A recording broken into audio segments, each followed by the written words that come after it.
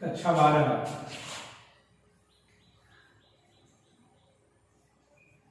कला वर्ग के प्रिय छात्र छात्राओं, आज आपको नागरिक शास्त्र विषय सिविक्स के अंतर्गत अमेरिकी वर्चस्व टॉपिक में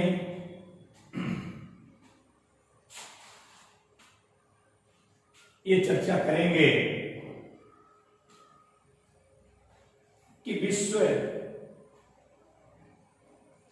की राजनीति में भी अमेरिका का वर्चस्व जो है उसका कारण क्या है।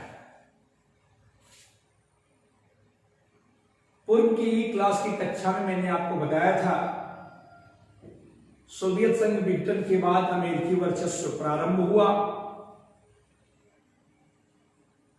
और इसकी सैनिक शक्ति, परमाणु प्रसार, सैन्य क्षमता का विकास, टेक्नोलॉजी की वृद्धि, अर्थव्यवस्था मजबूत होना, एक बेहतर संस्कृति, इन विभिन्न कारणों से वह धीरे धीरे और इराक युद्ध भी कहीं न कहीं विश्व पर अमेरिकी वर्चस्व को बढ़ावा देने में सहयोगी रहे। लेकिन आज हम जो चर्चा करने जा रहे हैं वह चर्चा इसकी होनी है कि विश्व की राजनीति में अमेरिका का वर्चस्व क्यों है। विश्व की राजनीति में अमेरिकी जो वर्चस्व है का कारण क्या है।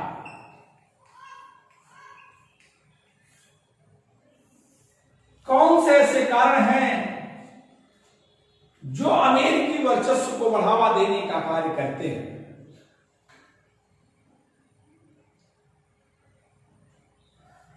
नंबर 1 कारण के रूप में आप पहले से जानते हैं, शीत युद्ध की समाप्ति,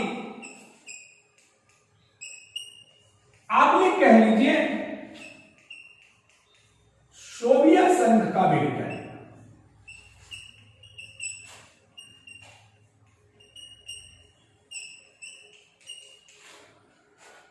अर्थात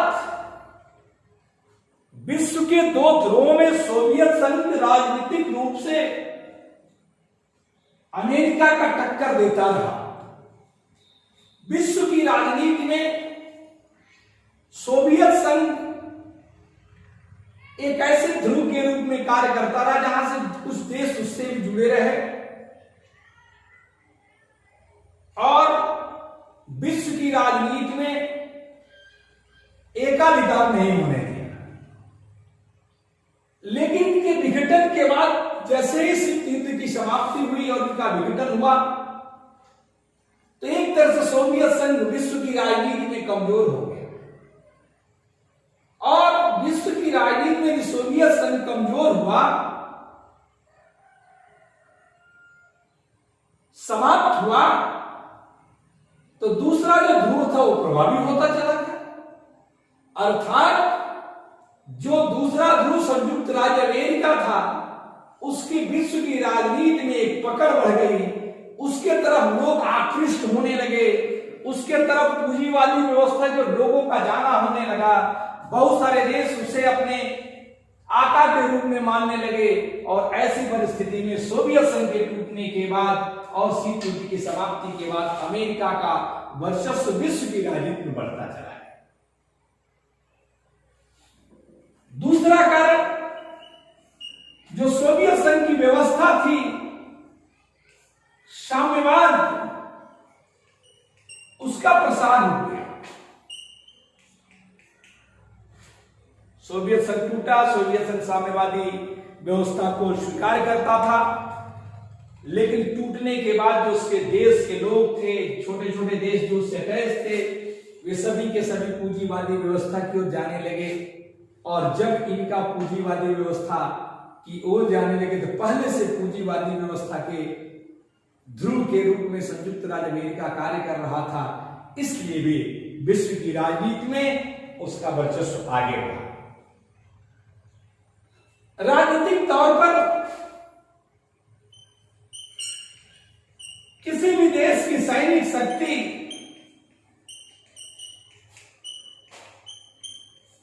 भी विश्व राजनीति को प्रभावित करती है।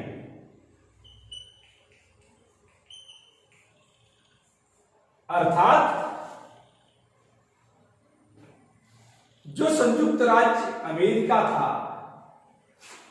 उसकी जो सैनिकों की शक्ति थी, परमाणु ऊर्जाओं का, परमाणु बमों का प्रसार था, अणु बमों का प्रसार था, विभिन्न टेक्नोलॉजी से उनके जो रॉकेट थे,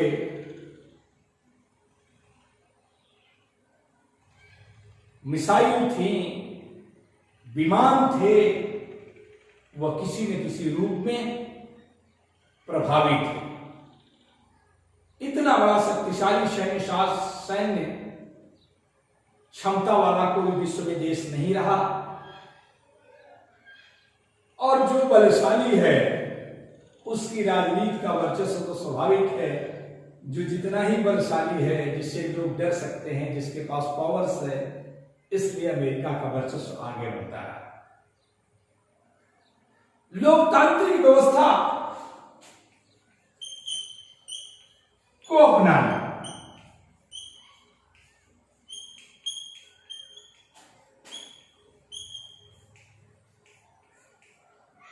राजशाही या साम्यवादी सरकारों के चुनाव में देश के उच्चस्थ पदों पर पदासीन व्यक्ति लोगों से नहीं चुने जाते और लोकतांत्रिक जो तरीके हैं उसके हिसाब से जनता के लिए, जनता द्वारा चुने जाने वाली जो सरकार होती है लोकतांत्रिक होती है। तो अमेरिका पहले से ही लोकतांत्रिक सरकार थी और बहुत सारी साम्यवादी सरकारों में विघटन के बाद 1991 के बाद उसने लोकतांत्रिक सरकार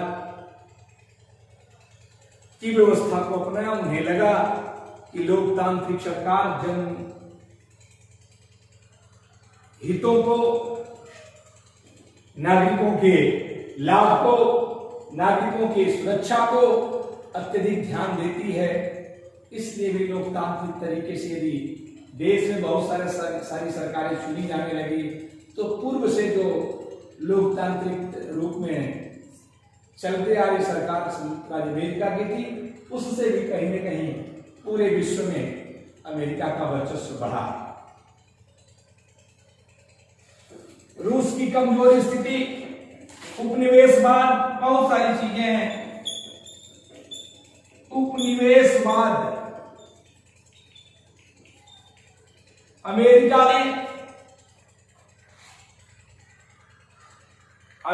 ने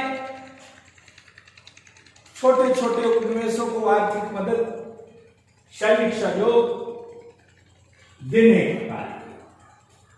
छोटे छोटे उपनिवेशों को सैन्य क्षमता का सहयोग देकर आश्वस्त किया कि तुम्हारे पर आक्रमण होने की स्थिति में कहीं न कहीं हम तुम्हारे सहयोग के रूप में बढ़ेंगे, रहेंगे। उपनिवेशों को आर्थिक सहयोग दिया।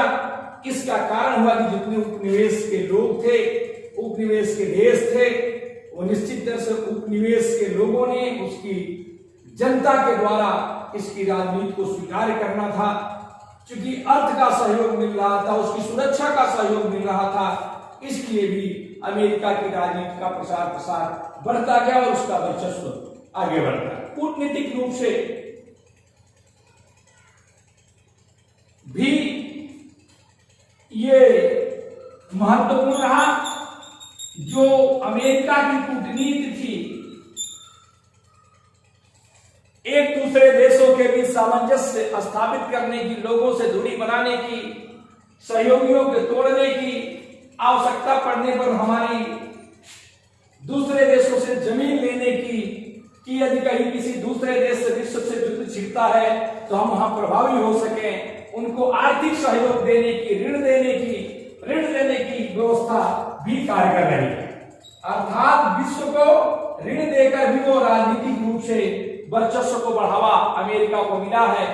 और इन ऋण देने के बाद जो देश अमेरिका से ऋण लेने के बाद अपनी आर्थिक व्यवस्था को संभालता है, लोकतांत्रिक व्यवस्था को संभालता है या अन्य किसी कार्य को करता है, तो इस प्रकार भी उपनिवेशवाद और ऋण और कूटनीति ये सब मिलकर कहीं न कहीं अमेरिका की राजनीतिक वर्चस्व को बढ़ावा देने का कार्य करते हैं। जो पूर्वी देश थे, पूर्वी यूरोप के देश थे, पूर्वी क्षेत्र के देश थे, याद करिए कहां थे? सोवियत संघ, रूस के सहयोगी हुआ करते थे। और इन देशों में जब विघटन हुआ, ये सभी पूर्वी यूरोप के देशों ने अमेरिका की नीतियों को अपनाने का कार्य किया। तो जब अमेरिका की नीति को आप अपनाएंगे, पूंजीवाद व्यवस्था को अपनाएंगे, लोकतांत्रिक तरीके को अपनाएंगे, तो निश्चित तौर से ये मान्यता मिली कि इनके द्वारा जो अपनाए जाने वाले लोग थे, अमेरिका का वर्चस्व बढ़ा है, अमेरिका की नीतियां बनी है, आर्थिक रूप से मजबूत देश हुआ है, इसलिए भी अमेरिकी वर्चस्व का बढ़ना स्वाभाविक था। इन सबके बाद जो रूस की कमजोर स्थिति थी, यह भी बहुत प्रभावी है। अर्थात सोवियत संघ के विघटन के बाद जो रूस एक प्रभावी देश था, उसकी विश्व के पटल पर राजनीति का कोई ऐसा कदम नहीं रहा जिससे कि वह अमेरिका को प्रभावित कर सके। अन्य देश पहले से ही उससे डरे हुए थे और जो रूस जो मुकाबला करने वाला देश था, विघटन के बाद तो कमजोर हुआ ही, लेकिन जो देश रूस था उसकी भी कमजोर स्थितियां कहीं न कहीं अमेरिकी वर्चस्व को बढ़ावा देने लगी। और इस प्रकार से विभिन्न रूपों में आर्थिक सहयोग करके, ऋण दे करके, सैनिक सहयोग दे करके, अपने को सैनिक मजबूत करके, अपनी टेक्नोलॉजी को बढ़ा करके, विभिन्न रूपों में कहीं न कहीं यह अमेरिका की राजनीति को कूटनीति के माध्यम से पूरे विश्व पर प्रभावित करता रहा। और इस प्रकार इन विभिन्न कारणों की वजह से, इन विभिन्न कारणों से अमेरिका पूरे विश्व में एक राजनीतिक वर्चस्व के रूप में आगे बढ़ा और बढ़ता ही चला गया। आज के ई क्लास बस इतना ही, शेष अगले क्लास में मुलाकात।